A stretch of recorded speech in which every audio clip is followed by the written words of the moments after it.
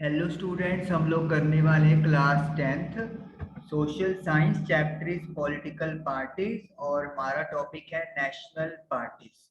चलिए स्टार्ट करते हैं। National parties democracies that follow a federal system all over the world tend to have two kinds of political parties। पूरी दुनिया में जिन countries में democracy होता है वहां पर पावर शेयरिंग का सिस्टम होता है, जिसमें दो टाइप की पॉलिटिकल पार्टीज होती हैं।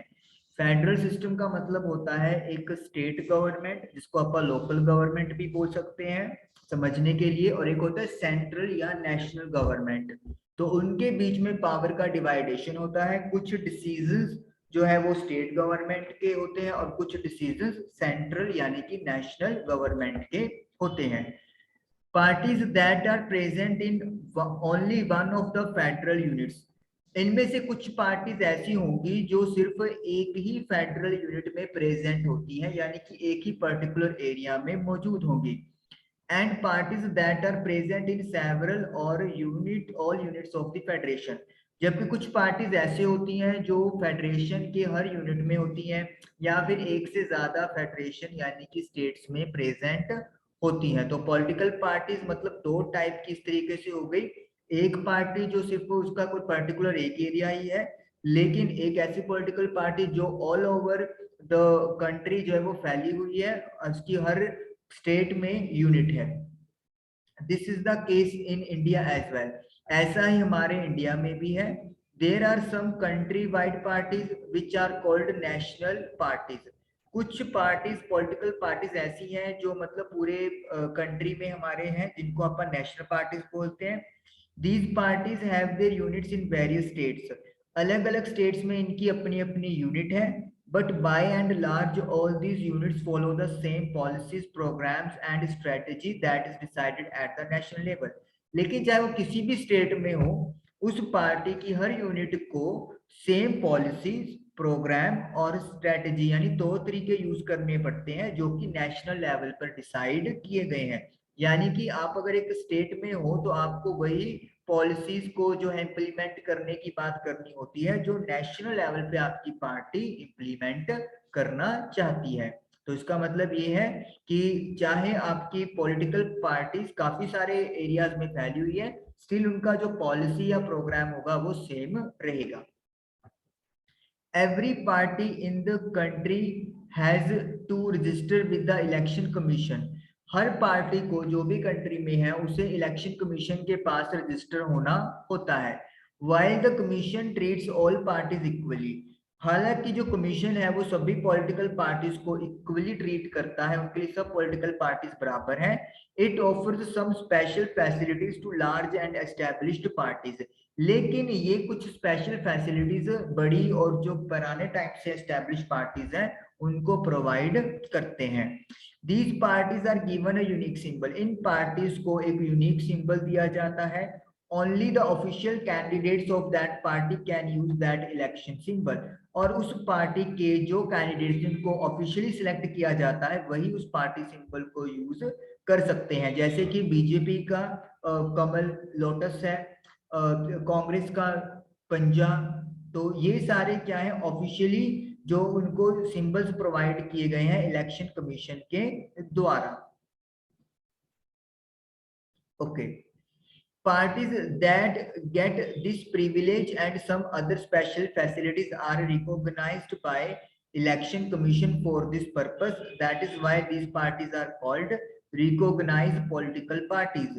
तो जिन पार्टीज को ये मतलब प्रिविलेज मिलता है कि वो अपना सिंबल यूज कर सकते हैं और अपने सिंबल पे कैंडिडेट्स को वोट में खड़ा कर सकते हैं और कुछ स्पेशल फीचर्स और भी प्रोवाइड होती है, वो इलेक्शन कमीशन जो है इनको द्वारा रिकॉग्नाइज होती है और इसीलिए इन पॉलिटिकल पार्टीज को रिकॉग्नाइज पॉलिटिकल पार्टीज बोला जाता है। मतलब इनके बारे में जो भी बात होगी वो नेशनल वाइड जो है वो एक्सेप्ट की जाती है। जैसे सिंबल है, ये नहीं है कि अगर किसी पॉलिटिकल पार्टी का सिंबल हम लोग एक स्टेट में यूज कर रहे हैं ए तो दूसरी में जाके कुछ चेंज हो जाएगा। नो, उनका वो रिकॉग्नाइजेशन है कि इस सिंबल का मतलब ये पॉलिटिकल पार्टी है, तो वो उनको all over the country applicable होता है। Okay, the election commission has laid down detailed criteria of the proportion of vote and seats that a party must get in order to be a recognized party। तो एक recognise party होने के लिए election commission ने एक criteria set किया हुआ है कि वोट्स का कितना हिस्सा उनको मिलना चाहिए और एक पॉलिटिकल पार्टीज के पास कितनी सीट मिलनी चाहिए ताकि वो एक रिकॉग्नाइज्ड पार्टी बन सके। A party that secures at least 6% of the total votes in an election to the Legislative Assembly of a state and wins at least 2 seats is recognized as a state party। तो state party के लिए क्या condition है कि जितने election में जितनी votes हुई हैं लेजिस्लेटिव असेंबली के लिए, टोटल वोट्स का 6% उस पॉलिटिकल पार्टी को मिलना चाहिए, कम से कम 6%। यानी कि अगर मान लो आपकी टोटल 100 वोटिंग हो रही है तो 6 वोट जो है वो मिनिमम जो उस पार्टी को मिलनी चाहिए, और साथ में कम से कम 2 सीट का जीतना जरूरी है ताकि उसे एक स्टेट पार्टी का दर्जा मिल सके। तो इसका मतलब ये हो गया कि 6% वोटिंग मिनिमम और एटलीस्ट 2 सीट्स का विनिंग होना जरूरी है अगर उसे हम लोग स्टेट पार्टी का यू कैन से दर्जा देना चाहते हैं, रिकॉग्नाइज करना चाहते हैं। A party that secures at least 6% of the total votes in Lok Sabha election।